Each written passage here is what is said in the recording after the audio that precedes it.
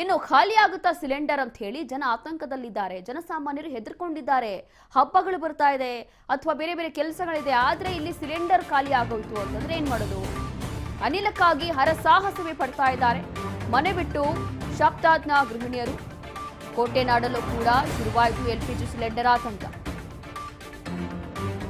ಚಿತ್ರದುರ್ಗ ಜಿಲ್ಲೆಯ ಚಳ್ಳಕೆರೆಯಲ್ಲಿ ಸಾರ್ವಜನಿಕರು ದೌಡಾಯಿಸ್ತಾ ಇದ್ದಾರೆ. ಗ್ಯಾಸ್ ಏಜೆನ್ಸಿ ಮುಂದೆ ಕಿಲೋಮೀಟರ್ ಉದ್ದದ ಸರತಿ ಸಾಲು ಇಲ್ಲಿ ನೋಡಬಹುದು. ಚಳ್ಳಕೆರೆಯ ಕೈಲಾಸ್ ಗ್ಯಾಸ್ ಏಜೆನ್ಸಿ ಬಳಿ ನೂಕು ನುಗ್ಗಲು ಆರಂಭ ಆಗಿದೆ ನೋಡಿ, ಗ್ಯಾಸ್ಗೋಸ್ಕರ.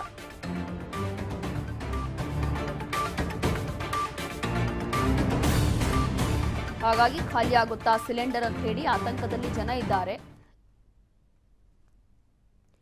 ಅನಿಲಕ್ಕಾಗಿ ಹರಸಾಹಸ.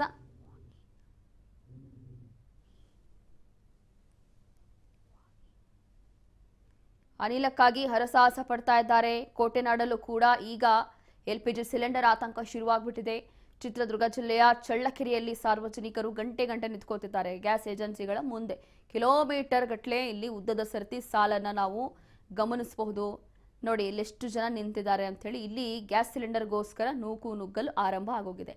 ಕಾರಣ ಈಗ ಸದ್ಯಕ್ಕೆ ಇರುವಂತಹ ಪರಿಸ್ಥಿತಿ ನೋಡಿದ್ರೆ ಎಲ್ಲ ಒಂದು ರೀತಿಯಾಗಿ ಮುಂದಿನ ದಿನಗಳಲ್ಲಿ ಎಲ್ಲ ಬಹುಶಃ ಹೆದರ್ಕೊಂಡಿದ್ದಾರೆ ಈಗ. ಕಾರಣ ಏನು ಅಂತಂದ್ರೆ, ಇಫ್ ಇನ್ ಕೇಸ್ ಗ್ಯಾಸ್ ಸಿಕ್ಕೇ ಇಲ್ಲ ಅಂತಂದ್ರೆ ಏನೋ 1 ಟೈಮೋ 2 ಟೈಮೋ ಅಥವಾ 1 ದಿನನೋ 2 ದಿನನೋ ಸೌದೆ ಒಲೆಯಲ್ಲಿ ಅಡುಗೆ ಮಾಡ್ಕೊಂಡು ತಿನ್ನಬಹುದು, ಏನೋ ಮಾಡ್ಬೋದು.